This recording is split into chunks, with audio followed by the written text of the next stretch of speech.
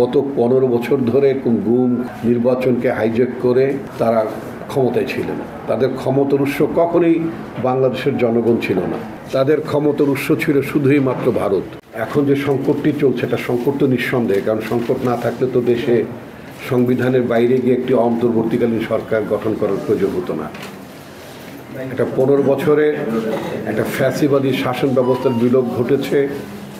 বাংলাদেশে প্রায় 1.5 সহস্রাধিক মানুষ জীবন দিয়েছেন, 111 জন শিশু আত্মহত্যা দিয়েছেন, 11 জন নারী প্রাণ দিয়েছেন, 20 সহস্রাধিক মানুষ পঙ্গুত্ব বরণ করেছেন। কারোর 2 চোখ গিয়েছে, কারোর 1 চোখ গিয়েছে, এবং সমস্ত শরীরে তারা এখনও বুলেটের ছড়া তারা শরীরে বয়ে বেড়াচ্ছেন। তো এত ত্যাগ, এত কিছু,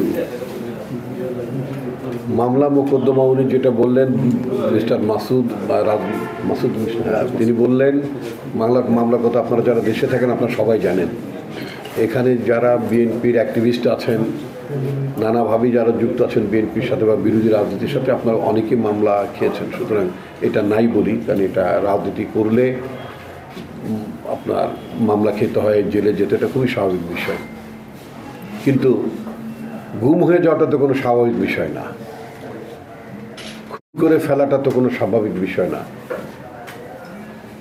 দিনের ভোট রাতে অনুষ্ঠান করে এটা কোনো স্বাভাবিক বিষয় না, নির্বাচনে প্রতিদ্বন্দ্বিতা ছাড়া নির্বাচিত বলে নিজেদেরকে দাবি করা অথবা সরকার গঠন করা এটা কোনো স্বাভাবিক বিষয় না। গত 15 বছর ধরে গুম নির্বাচনকে হাইজ্যাক করে তারা ক্ষমতায় ছিলেন। তাদের ক্ষমতার উৎস কখনোই বাংলাদেশের জনগণ ছিল না, তাদের ক্ষমতার উৎস ছিল শুধুই মাত্র ভারত। তারা বলতে পছন্দ করতেন তারা বলতে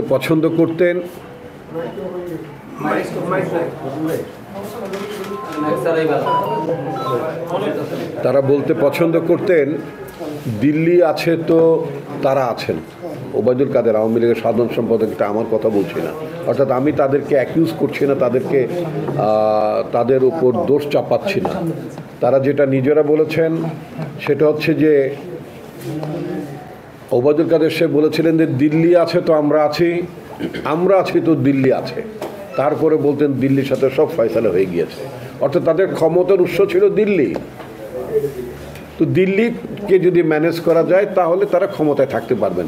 তারা কখনোই বাংলাদেশের জনগণকে ক্ষমতার উৎস মনে করেননি। অথচ গণতন্ত্রের প্রধান শর্ত হচ্ছে জনগণই হচ্ছে সকল ক্ষমতার উৎস, জনগণ হচ্ছে প্রজাতন্ত্রের মালিক। জনগণ যে প্রজাতন্ত্রের মালিক না, এটা শেখ হাসিনা বারবার এই বিনা ভোটের মধ্যে ক্ষমতায় থেকে জোর করে ক্ষমতা থেকে প্রমাণ করেছেন যে প্রজাতন্ত্রের মালিক আসলে জনগণ নয়। তো সে কিন্তু এই প্রজাতন্ত্রের মালিক বানিয়ে দিয়েছিলেন ভারতকে।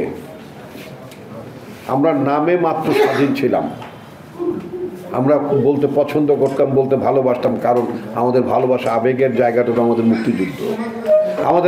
আমাদের আবেগের জায়গাটা তো এখানে 30 লক্ষ মানুষের প্রাণ যারা জীবন দিয়েছেন, এত ত্যাগ, এত রক্ত, এর বিনিময়ে তো আমরা বাংলাদেশটাকে স্বাধীন করতে পেরেছি। বাংলাদেশটাকে আমরা কেন স্বাধীন করলাম? কারণ যে কাঠামোর মধ্যে আমরা পাকিস্তানের মধ্যে ছিলাম, সেই কাঠামোর মধ্যে আমাদের অধিকার প্রতিষ্ঠিত করা সম্ভব ছিল না, ভোটের অধিকার প্রতিষ্ঠা করা সম্ভব ছিল না, গণতন্ত্র প্রতিষ্ঠা করা সম্ভব ছিল না, মানবাধিকার ছিল। সেই জন্য তো আমরা পাকিস্তান থেকে আমরা সরে এসে আমরা বাংলাদেশ জীবনের বিনিময়ে, জীবন বিসর্জন দিয়ে আমরা বাংলাদেশ সৃষ্টি করেছি। এই বাংলাদেশ সৃষ্টির পেছনে কিন্তু ভোটের অধিকার ছিল। যে 70 যে নির্বাচনটি হয়েছিল, সেই 70 নির্বাচন যদি তৎকালীন পাকিস্তান সরকার যদি মেনে নিত ফলাফল, তাহলে কি আমাদের মুক্তিযুদ্ধ পর্যন্ত যেতে হতো? নিশ্চয়ই যেতে হতো না। তো সুতরাং ভোটের অধিকার একটা গুরুত্বপূর্ণ বিষয়। আরেকটি কথা আমি মনে করিয়ে দিতে চাই বর্তমান সরকারকে এবং সরকারের কিছু সরকারের সমর্থক বা সরকারের সাথে যারা আছেন তাদের উদ্দেশ্যে। তারা এখন একটা কথা বলতে পছন্দ করেন, বলে বেড়ান যে আগে বিচার হতে হবে, আগে সংস্কার হতে হবে, তারপরে ভোট। আমার মনে হয় তারা পৃথিবীর গণঅভ্যুত্থান ইতিহাসটা তারা জানেন না। দেশে দেশে পৃথিবীর বিভিন্ন জায়গায় যে গণঅভ্যুত্থানগুলো সংগঠিত হয়েছে, গণঅভ্যুত্থানের পর একটা নির্বাচিত সরকার আসে, 1970 সালে বাংলাদেশে অর্থাৎ তৎকালীন পূর্ব পাকিস্তান পশ্চিম পাকিস্তান উভয় পাকিস্তানের থেকেই কিন্তু জনগণ আইয়ুব খানের বিরুদ্ধে তারা খেপেছিল। আইয়ুব খানকে তারা উচ্ছেদ করেছিল, আইয়ুব খান ক্ষমতা ত্যাগ করতে বাধ্য হয়েছিল। কিন্তু 70 সালে কিন্তু 69 সালে গণঅভ্যুত্থানের পরে তার পরের বছর 70 সালে একটা নির্বাচন হয়েছিল। কারণ গণঅভ্যুত্থানের পরবর্তী জায়গাটি হচ্ছে, তার পরবর্তী ট্রান্সফরমেশনটি হচ্ছে, রূপান্তরটি হচ্ছে নির্বাচন। আমরা যদি শ্রীলঙ্কার দিকে তাকাই, খুব বেশি দূর যাওয়ার দরকার নাই, খুব বেশি দূরে যাওয়ার দরকার নেই। শ্রীলঙ্কা এই একেবারে বাড়ির কাছেই তো মোটামুটি, সেখানে একটা বড় গণঅভ্যুত্থান হলো না?